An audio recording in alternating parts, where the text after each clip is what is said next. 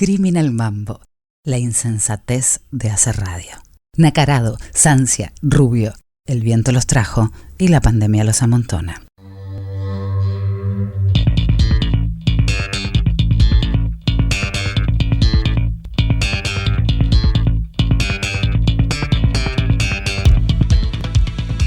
Momento de charla con escritores aquí en Criminal Mambo, y en este caso tenemos la suerte de charlar con Kobe Zucchini. Ya me dirás, Kobe, si estoy diciendo mal tu apellido. Bienvenido a Criminal Mambo. Hola, sí, estás diciendo perfectamente mi apellido, Zucchini, como los zapallitos en italiano.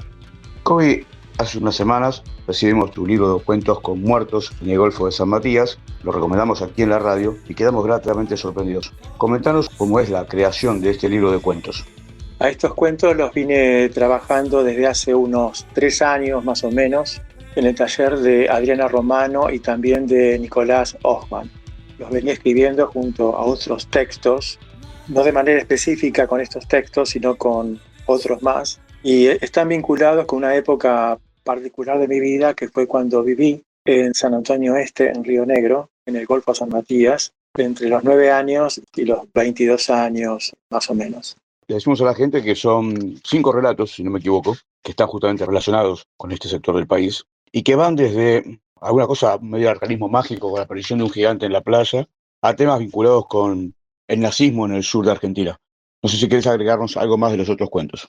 Bueno, con respecto al cuento de El gigante en la playa, para mí es un tributo también al gigante en la playa de un escritor inglés, bueno, que ahora no me sale el nombre. Y con respecto al tema del submarino, hay una especie de fábula en el pueblo que existe, que circula y que recircula, que es con la existencia de uno o varios submarinos alemanes que desembarcaron hacia el final de la guerra y que llevaban oro, y posiblemente estuviera Hitler, y que en la playa encontraron monedas y botones. Inclusive en la época del menemismo hubo una investigación exhaustiva y se enviaron buzos para bucear y nunca se encontró absolutamente nada. Pero en el pueblo siempre está el deseo de que exista el submarino. Sería genial que se descubriera un submarino nazi con oro, pero bueno, creo que lamentablemente no existe para la satisfacción de nuestro deseo, de nuestra satisfacción de tener una fábula más para disfrutar.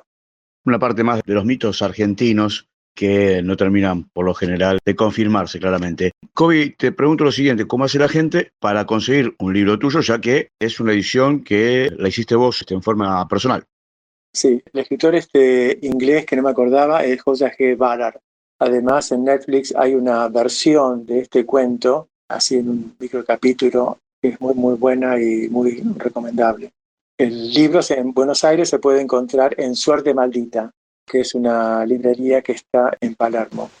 Quería agregar que también estos cuentos tienen que ver, o al menos yo lo siento así, ¿no? Están relacionados con el pasado y cómo uno con el paso del tiempo transforma esos recuerdos o cómo quedan esos recuerdos en la memoria.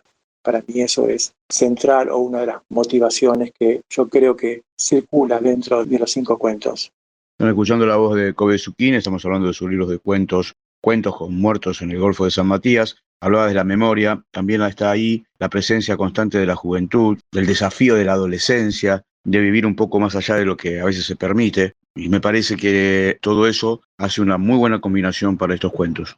En el último cuento en particular, que yo creo que es el más sanguinario de todos, yo creo que hace referencia, por ejemplo, de manera específica a los tehuelches o a las poblaciones indígenas que vivieron en la Patagonia y que están olvidadas completamente de la historia. En la historia del pueblo, por ejemplo, están olvidados que antes de los colonos españoles que vivieron en la región, antes había indios, tehuelches, y cuando uno ve la composición etnográfica de la gente del pueblo o de la Patagonia, la sangre indígena está ahí presente, ¿no? Pero sin embargo, el acervo, la historia de ellos personal es una historia olvidada.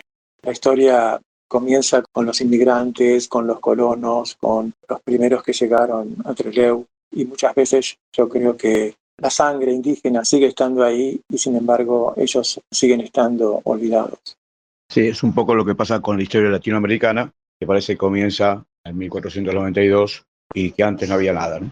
esta maldición que atraviesa el continente y en especial Argentina de un poco destratar totalmente toda su cultura originaria.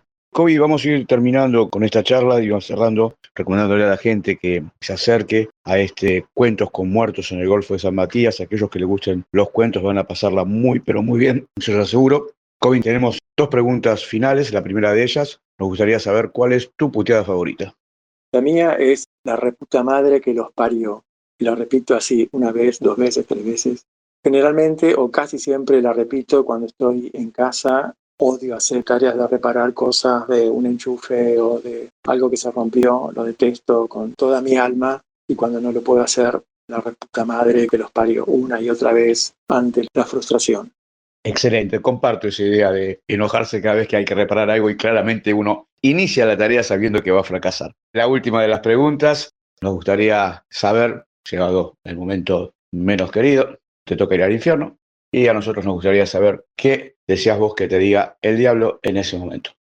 A mí me gustaría que el diablo me dijera que no estoy en el listado y que cruce de calle y que del otro lado es mi lugar.